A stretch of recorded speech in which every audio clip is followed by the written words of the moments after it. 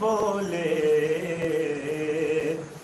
مثل میسم تو کوئی دار پہ چڑھ کے بولے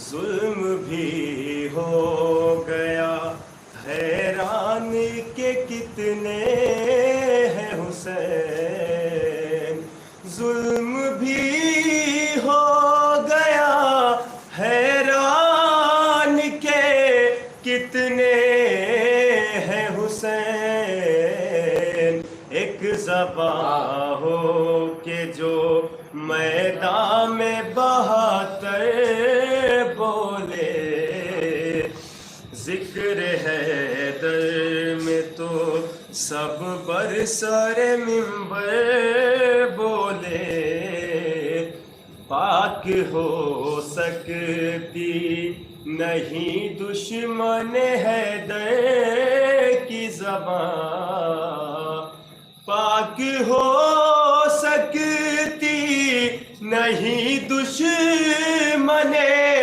حیدر کی زبان چاہے زمزم کے ہی پانی سے نہا کر بولے ساتھ روٹی کے نا سائل کو عطا کر دے مجھے ساتھ روٹی کے نا سائل کو عطا کر دے مجھے ہٹ کے اونٹوں سے بہت دور یہ قمبر بولے حق زہرا ہے بھلا اس میں سیاست کیسی حق زہرا ہے بھلا اس میں سیاست کیسی بولنے والا یہاں بولے تو کھل کر بولے دیکھ کر جوش عزا شہ کے عزاداروں میں دیکھ کر جوش عزا شہ کے عزاداروں میں سب سلامت رہے معیار پیمبر بولے سب سلامت اللہم صلی علی محمد وآل محمد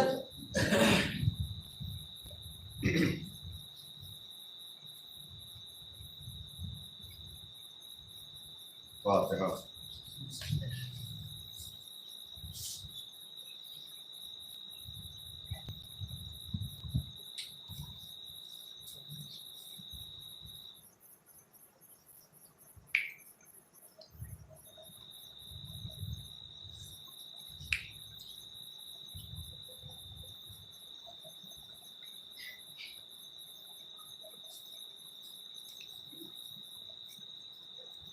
اعوذ باللہ من الشیطان اللعین الرجیم بسم اللہ الرحمن الرحیم الحمدللہ رب العالمین الصلاة والسلام علی اشرف الانبیاء والمرسلین بالقاسم محمد اللہم صلی علی محمد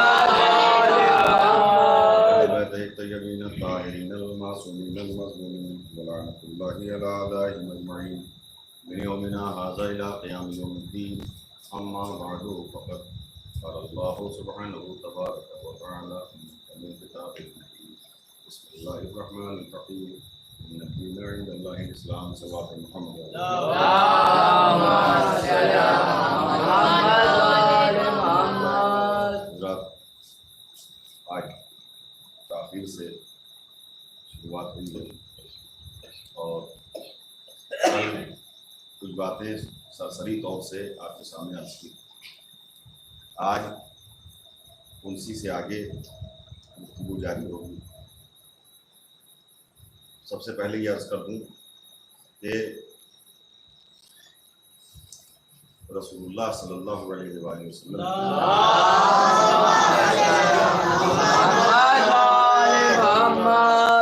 کے بعد فوراً بعد جو سلوک آل رسول کے ساتھ ہوا مدینے میں اور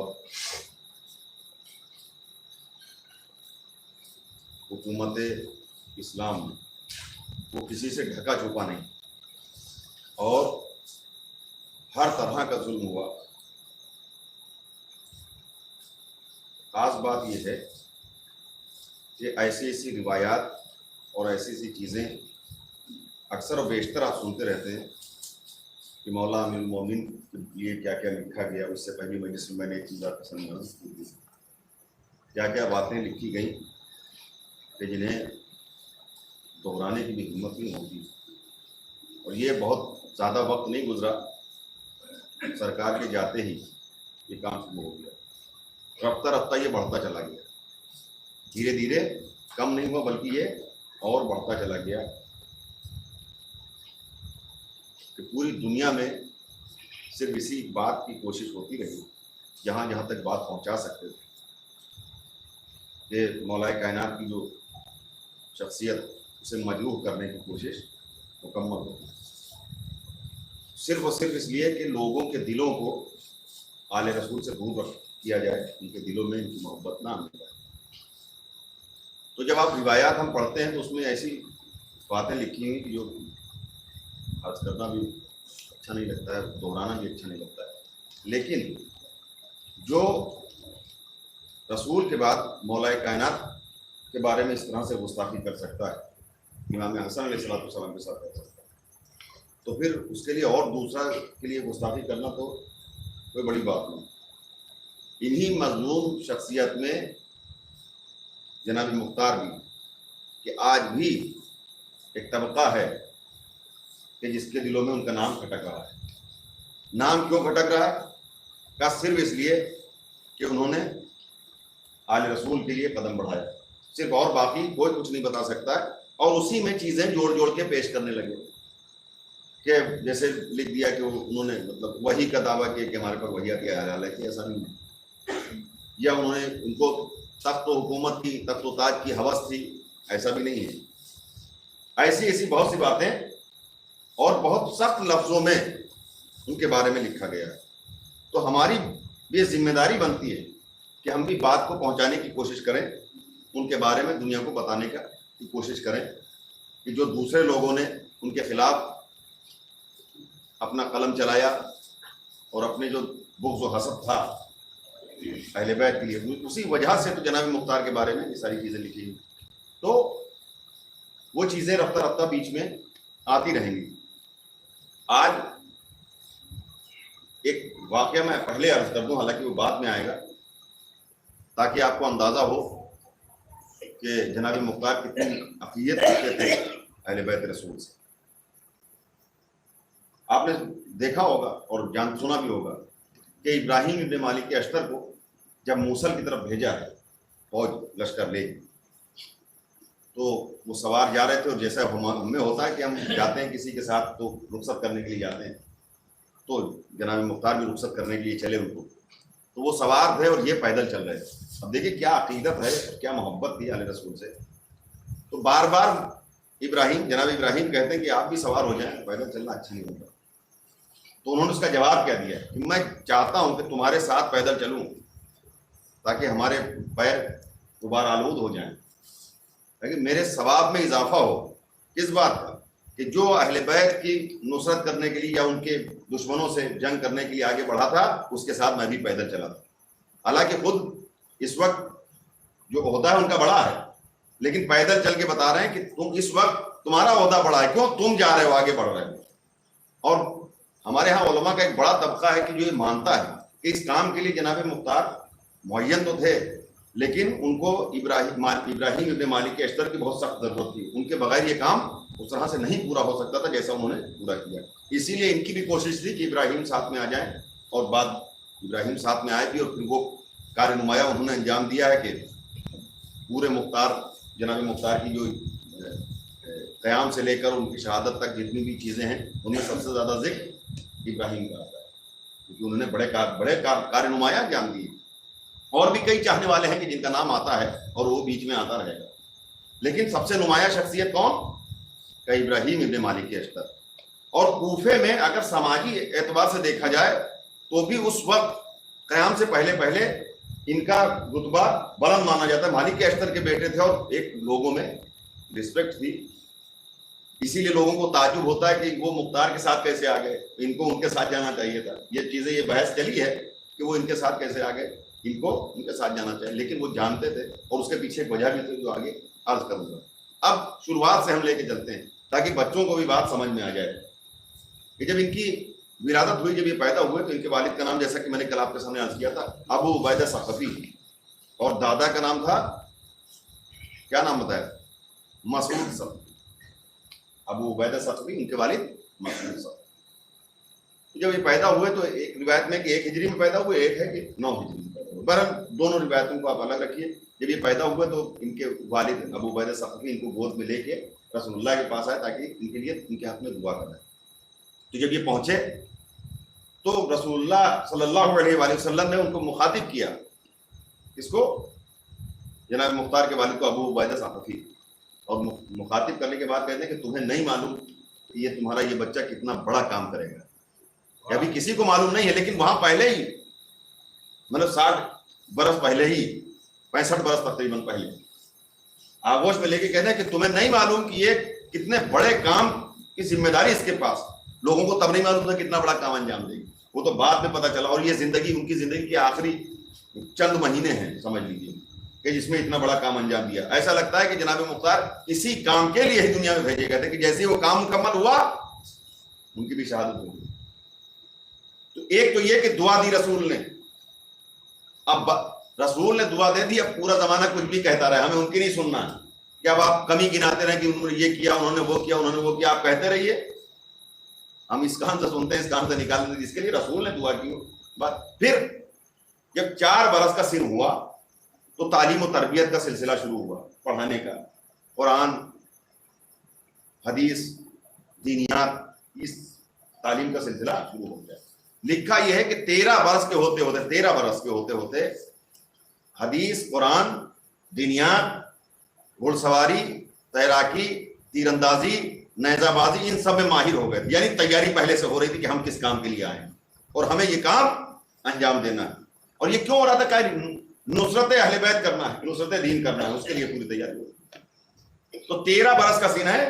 گھڑ سواری بہترین جانتے ہیں، نیزہ بازی بہترین کرنے لگے، تیر اندازی بہترین جانتے ہیں، تیراکی بہترین جانتے ہیں، علم قرآن بھی ہے، علم حدیث بھی ہے، دینیات بھی ہے. سارا کچھ 13 برس میں سارا کچھ مکمل کر دیا. کتنے کم وقت میں. اسی دوران جب کم سن تھے، 5 یا 6 برس کا سن رہا ہوگا، ایک دن مدینے میں حضرت امیر المومنین کا گزر ہوا کسی گلی سے، تو دیکھا کچھ بچے کھیل رہے ہیں. تو تمام بچوں سے مخاطب نہیں ہوئے. اب دیکھیں جو بڑا کام کرنے والے ہوتے ہیں وہ نگاہ میں آ ہی جاتے ہیں. سب سے مخاطب نہیں ہوئے. اسبغ بن نباتہ ایک امیر المومنین علیہ السلام کے ایک صحابی ہوئے ہیں، وہ ان کی روایت ہے. وہ کہتے ہیں کہ میں ساتھ میں تھا تو میں نے دیکھا کہ بچے کھیل رہے ہیں. انہی میں ایک بچہ ایسا کھڑا ہوا ہے کہ امیر المومنین گئے اور اس کو اپنی آغوش میں لیا، زانو کو بیٹھایا. کہ ہم لوگ حیران تھے، جتنے بھی لوگ ساتھ میں تھے بہت حیران تھے کہ یہ کہا کسی بچے سے اتنی محبت سے پیش نہیں ہے، کسی سے اتنا پیار نہیں کیا، اس بچے میں کیا خاص بات ہے. اور جو جملے امیر المومنین نے کہے ہیں وہ جملے ان کی تعریف، ان کی مدح کے لیے کافی ہیں. اپنے زانوں کو بٹھال کے پیشانی چوم رہے ہیں، سر پہ ہاتھ پھیر رہے ہیں اور کہہ رہے ہیں میرے فرزند وہ زمانہ کب آئے گا. اپنا بیٹا کہہ کے پکارے، اے میرے فرزند وہ زمانہ کب آئے گا کہ جب تم میرے اہل بیت کے دشمنوں سے، میری آل کے دشمنوں سے بدلہ لوگے. اسے یعنی امام حسین علیہ السلام کی جو خون کا بدلہ لینا ہے. کب کہہ رہے ہیں؟ جب ان کا سن 4، 5 یا 6 برس کا ہے. گود میں لے کے پیار کر رہے ہیں اور امیر المومنین جس سے اتنی شفقت سے پیش آئیں اور اپنا فرزند کہہ کے بلائیں تو اس کا رتبہ تو کچھ نہ کچھ تو ضرور رہا ہوگا. ایسا تھوڑی نہیں، بچے تو وہاں بہت کھیل رہے تھے. کہ جب پیار کے جب یہ جملے کہے تب بھی نہیں بات سمجھ میں آ رہی کہ ہو کیا رہا ہے، ایسا اتنا التفات کیوں ہے، اتنا ان کے اوپر لطف و کرم کیوں کیا جا رہا ہے. یہ تو بعد کے زمانے والوں نے سمجھا کہ امیر المومنین کیا کہہ رہے ہیں. رفتہ رفتہ زندگی بڑھتی رہی، عمر بڑھتی رہی. ان کے والد کا انتقال ہو گیا. کہ والد کا انتقال ہوا تو اپنے چچا کے پاس جا کے کوفے میں رہنے لگے. ان کے چچا جو بعد میں مدائن کے گورنر ہوئے, آپ کو نام یاد ہے کہ نہیں یاد؟ مدائن کے گورنر تھے سعد ابن مسعود. اپنے چچا کے پاس جا کے رہنے لگے, پھر وہیں پرورش ہوئی, اور پھر 25 برس کا جب سن ہوا تب آپ نے عقد کیا, تب آپ کی شادی ہوئی. پہلی بیوی کا نام ام ثابت بنت سمرہ ابن جندب, یہ پہلا. پھر دوسرا عمرہ بنت نعمان بن بشیر, یہ 2 شادیاں ہیں. اور جو دوسری بیوی تھیں یہ انہی کی شہادت کے آس پاس ان کی بھی شہادت ہو گئی کہ مصعب ابن زبیر کے لشکر کے ہاتھوں ان کی بھی شہادت ہوئی. اور جو پہلی بیوی تھی وہ جن کا ام ثابت جن کا نام ہے, اور ان کے اولاد بھی تھی, بچے بھی تھے, ان کا تذکرہ بعد میں ہے. اب یہ کوفے میں رہ رہے ہیں, بہترین شہ سوار ہیں, بہترین سپاہی ہیں, ساری تیاری ہو چکی ہے. اور جناب مسلم جب کوفہ پہنچے ہیں تو سب سے پہلے جناب مختار کے گھر میں آپ نے قیام کی. یہ باتیں سب کو یاد ہوں گی. سب سے پہلے جو قدم آپ کا رکھا ہے تو جناب مختار کے گھر میں قدم رکھا ہے. اس کا مطلب کوفے میں اہل بیت کا جو سب سے قریبی تھا, بھائی آپ کہیں بھی جائیں گے تو جس شہر یا جس بستی میں یا جس گاؤں میں جائیں گے تو جو آپ کا سب سے قریبی ہوگا اسی کے پاس انسان سب سے پہلے جاتا ہے ملنے, پھر اس کے بعد دوسروں سے ملتا ہے. تو سب سے پہلے جناب مختار کے گھر پہ آپ نے قیام کیا, وہیں آپ ٹھہرے. اب آپ وہ دور کون سا تھا اس کا اندازے کے لیے ایک واقعہ آپ کے سامنے میں پڑھ دوں تاکہ آپ کو پتہ چلے کہ کیسا حساس اور کتنا سنگین زمانہ تھا. وہ اتنا آسان نہیں کہ میں بیان کر رہا ہوں اور آپ سن رہے ہیں, اتنا آسان نہیں تھا اتنا بڑا کام انجام دینا. کہ امام حسن علیہ الصلوۃ، اس سے پہلی مجلس میں نے تھوڑا سا عرض کیا تھا، امام حسن علیہ الصلوۃ نے صلح کے بعد آپ کے اوپر کس طرح سے حملہ ہوا، زخمی ہو گئے، تو یہی جناب مختار کے چچا کے یہاں قیام کیا، وہی ٹھہرے ہوئے. اب یہ ذہن ہے، یہ دماغ ہے، یہ سوچ ہے، اس وقت کیسے حالات رہے ہوں گے کہ مختار جیسا انسان بھی سوچ رہا ہے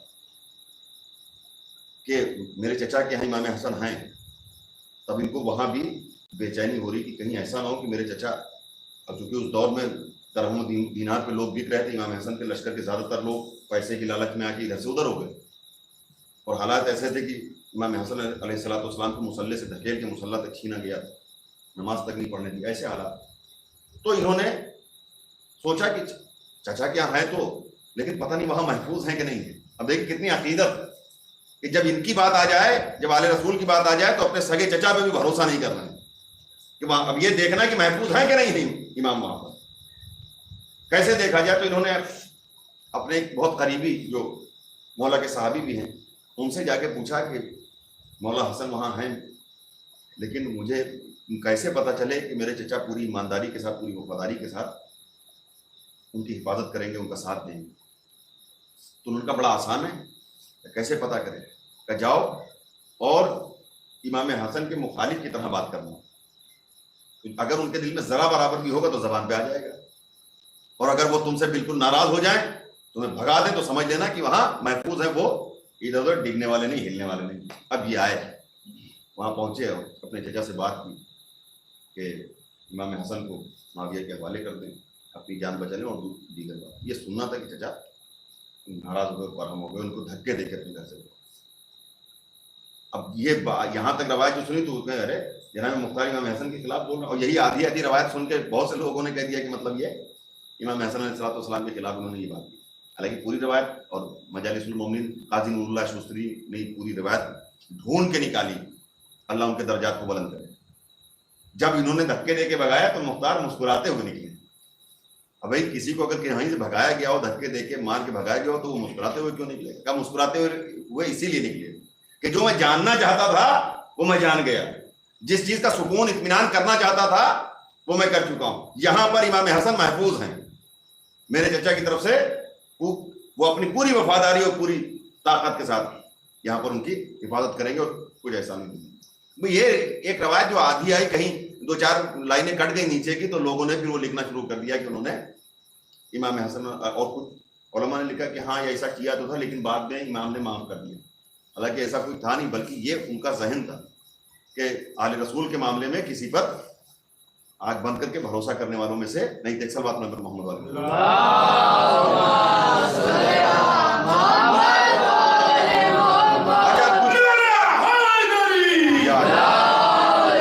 اب کچھ واقعات بھی پے در پے ایسے ہو رہے ہیں کہ لوگوں نے کہا کہ وہ تو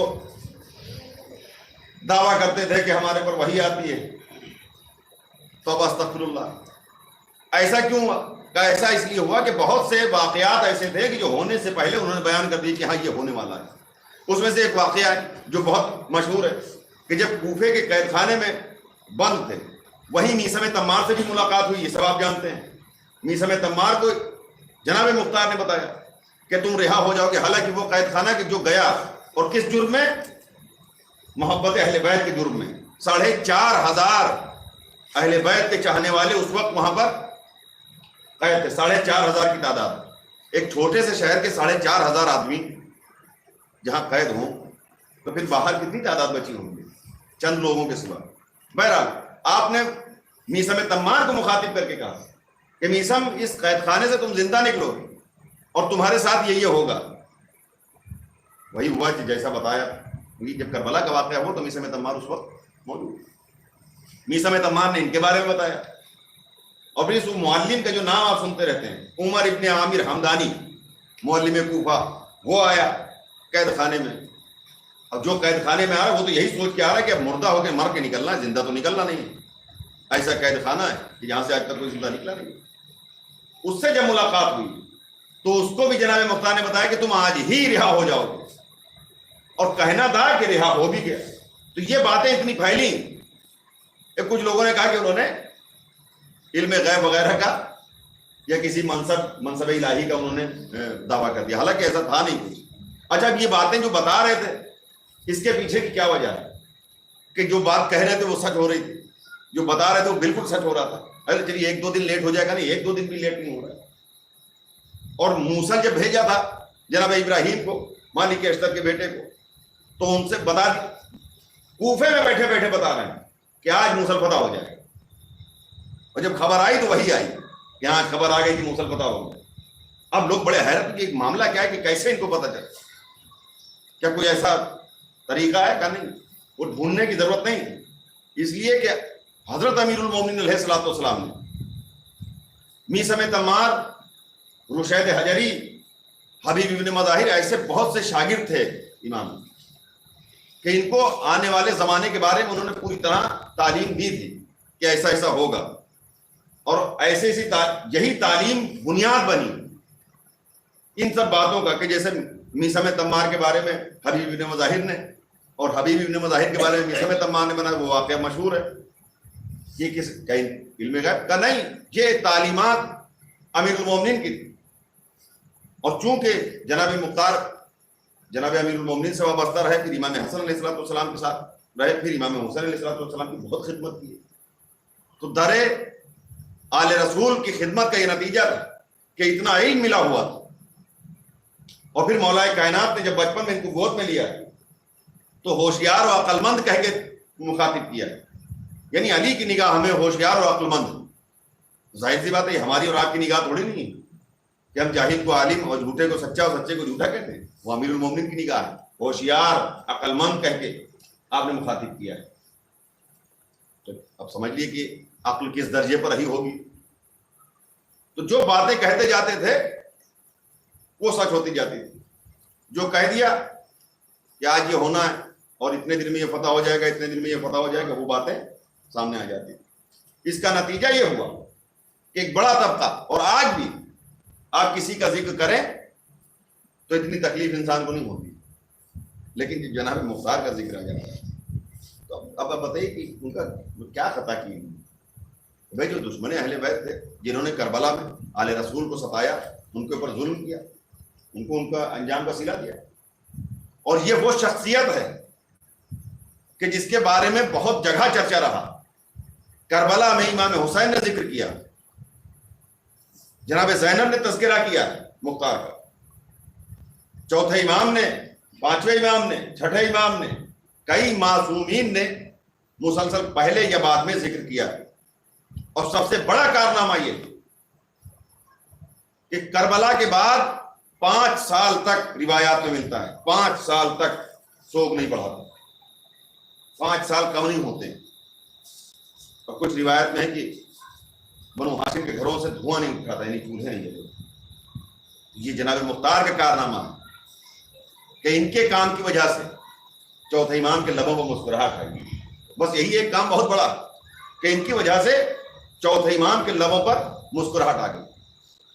اور بہت سی روایت میں چھٹے امام سے بھی روایت اور دیگر روایات کہ 5 سال تک سوگ نہیں بڑھایا, کسی نے کنگھی نہیں کی, بالوں میں تیل نہیں ڈالا. یہ حالات, اور اتنا بڑا صدمہ تھا. وہ سوگ کس کی وجہ سے بڑھا؟ کہ مختار ابن ابو عبیدہ صاحب, اس نے اتنا بڑا کام انجام دیا. پھر وہی کہ مودت اہل بیت سے محبت کی وجہ سے قید خانے میں ڈال دیے گئے. کافی دن قید خانے میں رہے, جہاں سے کوئی زندہ نہیں بچتا ہے. اور پھر وہ بہن کو خط لکھا جن کا نام صفیہ تھا. پھر وہ پوری ڈیٹیل انشاءاللہ کل یا پرسوں آئیں. اچھا, یہ میں نے ایک مجلس میں آپ کے سامنے عرض کیا تھا کہ عورتوں کا کردار بھی بہت عظیم ہے. اب ایک تو یہ بہن ہے کہ جس نے بھائی کو رہا کرانے میں, تو چلیے بہن نے بھائی کی محبت میں قید خانے سے نکال دیا. ایک بہن اور ہے کہ جس نے بڑا کام انجام دیا. وہ کون ہے؟ وہ جناب ابراہیم کی بہن, مالک اشتر کی بہن. مالک جناب ابراہیم مختار کے ساتھ جو آئے ہیں, اس کے پیچھے سب سے بڑی وجہ وہ کیوں, انہوں نے وعدہ کی قسم کھائی تھی. کب قسم کھائی تھی؟ کہ جب کوفے کے بازار میں جناب زینب سے ملاقات ہوئی, انہوں نے سلام کی, چوتھے امام سے ملاقات ہوئی, تب انہوں نے قسم کھائی تھی کہ اس کا بدلہ لیے بغیر میں مروں گی نہیں. جناب ابراہیم کی بہن مالک اشتر کی بیٹی اس وقت قسم کھائی کہ اس کے لیے کچھ بھی ہو جائے میں تب تک مروں گی نہیں جب تک اس کا بدلہ نہ دوں. یہ عقیدتیں تھیں اہل بیت سے. جتنا ظلم بڑھتا جاتا تھا اتنی محبت بڑھتی جاتی تھی, جتنا ظلم زیادہ ہوتا جاتا تھا اتنی عقیدتیں بڑھتی چلی جاتی.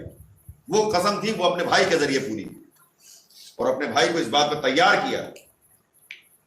تو جناب ابراہیم آئے ہیں اور جناب مختار کے ساتھ. ان سب چیزوں میں جو سب سے اہم بات کہ جیسے میں بڑے آسانی سے بڑے مطلب آرام سے آپ بیٹھ کے سنیں, میں بڑے آرام سے پڑھ رہا ہوں. اچھا, ایک چیز میں آپ کے سامنے عرض کر دوں پہلے کہ یہ کیونکہ تاریخ ہے اور یہ اسی طرح سے سلسلے وار بیان کی جائے گی. مجلس پڑھنا ایک الگ چیز ہوتا ہے اور تاریخ واقعات پڑھنا یہ الگ چیز ہوتی ہے. اس میں ایک کے بعد ایک ایسے ہی آرام سے آتے رہے, میں آرام سے پڑھتا رہوں اور آپ سنتے رہے. اور کوشش کیجیے, میں نوجوانوں سے امید کرتا ہوں, کوشش کیجیے کہ کچھ چیزوں کو ذہن میں محفوظ بھی کیجیے, یاد رکھنے کی بھی کوشش کیجیے. کیونکہ سب کے پاس اتنا وقت نہیں ہے کہ وہ خود بیٹھ کے پڑھے, یا انسان پڑھ نہیں سکتا یا کتاب نہیں ہے. اچھا, کتاب پڑھ بھی رہے ہیں تو اس میں بھی کس بات پہ یقین کریں کس پہ نہ کریں اتنا شعور نہیں ہے. تو اس کا سب سے آسان طریقہ یہی ہے کہ جب آپ مجلس میں جا رہے ہیں یا کسی کو سن رہے ہیں تو پھر پورے غور سے, پورے دھیان سے اس چیز کو سنیں اور اسے یاد رکھنے کی کوشش کی. اور یہ بیان شروع کرنے کا ایک مقصد یہی ہے کہ آنے والی نسل تک یہ باتیں پہنچائی جاتی رہیں تاکہ آپ اس سے وابستہ رہیں. کیونکہ زمانے میں تو بڑی کوشش ہو رہی ہے, لوگ ایک سے ایک کوششیں کر رہے ہیں, نہ جانے کتنا پیسہ صرف ہو رہا ہے, کتنی کتابیں لکھی جا رہی ہیں. آپ کتاب پڑھ کے دیکھیں تو اس میں پتہ چلے گا کہ جناب مختار کے لیے کیا کیا لکھا گیا. مطلب لوگوں نے صریحاً لکھا کہ ذاب یعنی جھوٹا, یہ لکھا ہے. یہ بغض کیا ہے. اب انہوں نے کون سا جھوٹ بول دیا, انہوں نے کیا کیا, کام صرف ایک کیا کہ اہل بیت کے حق میں بولے ہیں اور ان کے لیے قدم بڑھایا. تو اس کے سلے میں یہ ساری تہمتیں اور یہ اتنی مخالفتیں, اور یہ ہوتا رہے گا. اس میں مطلب یہ نہ سمجھیے گا کہ آج ہو رہا ہے اور کل ختم ہو جائے گا یا پرسوں کم ہو جائے گا, ایسا نہیں. یہ ہوتا رہے گا, یہ کرنے والے کرتے رہیں گے. اس میں کبھی کمی نہیں ہو سکتی. لہٰذا ہماری ذمہ داری بنتی ہے کہ جو چیزیں ہم تک پہنچی ہیں وہ ہم دوسروں تک پہنچاتے رہیں. جو ہم تک آیا ہے وہ ہم اسے دوسروں تک پہنچاتے رہیں. جو ہماری ذہن تک آ گیا, جو ہمارے علم میں جو چیزیں آ گئی, ایسا نہیں کہ اسے ہم اپنے دل میں رکھ کے لے کے چلے جائیں کہ نہیں ہم جان گئے, ہم دوسروں کو کیوں بتائیں. دوسروں کو بتانا ضروری ہے, خاص طور سے نوجوانوں کو بتانا ضروری ہے. اس لیے وابستہ رہیے اور سنتے بھی رہیے اور اسے یاد کرنے کی کوشش کیجیے. کچھ چیزیں یاد رہ جائیں, تھوڑی سی چیزیں یاد رہ جائیں. مطلب ضروری ہے کہ 1 گھنٹے کی مجلس ہے, 1 گھنٹے کی خطابت ہے, اس میں 1 گھنٹے کی یاد ہو جائے, ایسے تو میموری کسی کی نہیں ہوتی کہ سب کچھ یاد رہ ہی جائے اسے. لیکن جس حد تک یاد رکھ سکتے ہیں, 2 منٹ 5 منٹ 10 منٹ, کوئی ایک چیز اچھی لگ گئی اسی کو ذہن میں رکھ لیجیے اور پھر گھر جائیے, گھر والوں کو بتائیے. دہرانے سے چیزیں یاد رہ جاتی ہیں, دہرائیں گے نہیں تو چیزیں بولنے کا پڑتا ہے. آج میں بات بالکل ختم کر رہا ہوں کہ ہمارے لاکھوں سلام اس شہسوار پر کہ جس نے اپنی زندگی کا مقصد ہی یہی بنایا, جس نے جیسا ظلم کربلا میں نواسۂ رسول کے ساتھ کیا ہے اس کو اس کے انجام تک پہنچانا ہے.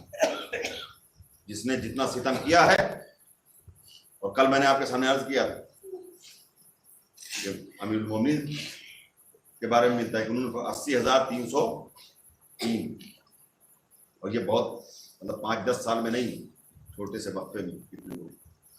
سوچیے کہ وہ انسان آرام کب کیا ہوگا, سوئے کب ہوں گے, اطمینان کی سانس کب لی ہوگی, جبکہ دشمن آس پاس بھی ہیں, چاروں طرف بھی ہیں, اور 2 طرف سے دشمن ہیں, اور اتنی بڑی حکومت سے ٹکرا جانا. کہ آپ تو صرف کوفے کے حدود میں تھے, اور جس سے مقابلہ تھا اس کا لشکر, اس کی حکومت کہاں تک تھی, لیکن چند لوگوں کے ساتھ, مختصر سے لوگوں کے ساتھ اتنا بڑا کام انجام دینا, اور جو چاہتے تھے وہ کر کے دکھایا بھی. ایسا نہیں کہ کسی جگہ پر فیل ہوئے, جو چاہتے تھے وہ کر کے دکھایا بھی. کہ ایک ایک کا نام نکال کے ڈھونڈ کے, کہ جس کے بارے میں ذرا بھی پتا چلا کہ ہاں یہ کربلا میں موجود تھا, پھر اسے جان بخشی کا کوئی راستہ ملا ہی نہیں. اور ان کے ساتھ ساتھ ابراہیم ابن مالک ایشٹر جیسا جانباز. جناب ابراہیم کے بارے میں ملتا ہے کہ وہ مختار کی شہادت کے بعد سے وہ روایات میں کچھ نہیں ملتا ہے کہ وہ کہاں گئے اور کیا ہوا. مستند روایات میں ایسا کچھ ملتا نہیں ان کے بارے میں کہ پھر کیا ہوا اور آپ کہاں رہے, پھر ان کی زندگی کیسے ہوئی. یعنی یہ دل کو ایک صدمہ ہوا, اور اس صدمے کا یہ اثر ہوا کہ پھر بالکل دنیا سے الگ تھلگ, اور کیا ہوا کسی کو نہیں معلوم. یا مستند روایت لیا, میں نے جو کوشش کی ابھی تک کچھ ایسا نہیں ملا ہے. اگر کچھ ایسا ملتا ہے تو ضرور رد کیا جائے. یہ بڑے کارنامے جو کم وقت میں حضرت مختار اور ان کے ساتھیوں نے کیے. کل سے مین جو موضوع ہے اس کا انشاءاللہ آغاز ہو جائے گا. اور آج تاخیر بھی چونکہ ہو گئی تھی, اور کیونکہ اس سے پہلے ایک مجلس اور اس کے بعد پھر ایک مجلس. کل انشاءاللہ کوشش یہ کریں گے کہ ٹھیک ٹائم سے شروع ہو جائے تاکہ اگلی مجلس میں کوئی تاخیر نہ ہو. اور اگر کسی کو کہیں جانا ہو باہر بھی مجلسوں میں شرکت کرنا, ہم کو بھی آپ کو تو کوشش کریں. اور میں یہ پوری خیال رکھوں گا کہ آدھے گھنٹے 35 منٹ سے زیادہ نہ ہونے پائے, کیونکہ اگر ایک ہی دن 1.5-2 گھنٹہ بیٹھنا پڑ گیا تو پھر وہ مشکل ہو جائے گی. اس لیے تھوڑا 35 منٹ 40 منٹ کے اندر رکھ کے. زیادہ دن چلے گا وہ الگ بات ہے, کم دن میں اگر مکمل کرنا ہو تو پھر 1.5 گھنٹہ 2 گھنٹہ 3 گھنٹے کی ضرورت ہوگی. تو دن چل جائے تو وہ الگ بات ہے, لیکن ٹائم زیادہ نہ ہو, کیونکہ مجلسیں کئی ہیں اور ان میں شرکت نہیں کرتا. تو ہم ان لوگوں کا ذکر کریں, خود یاد رکھیں, اور اپنے سے جو چھوٹے ہیں ان کو یاد رکھیں. کربلا کے بعد کیا ہوا اور کس نے کیا بڑے کام انجام دیے, بچوں تک پہنچانا بہت ضروری ہے.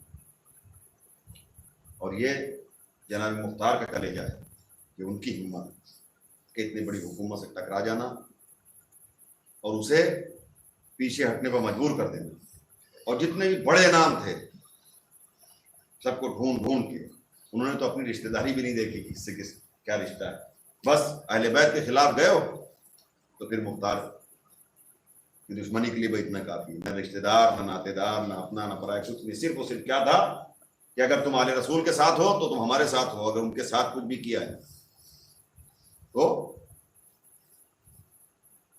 ہم سے بڑا دشمن تم ہمارے اور تمہارے درمیان صرف وہی دشمنی ہو سکتی، دوستی کبھی نہیں ہو سکتی۔ اور پھر اپنوں نے بھی ساتھ چھوڑ دیا، پھر جو بھی ہوا وہ دھیرے دھیرے بات آتی رہی۔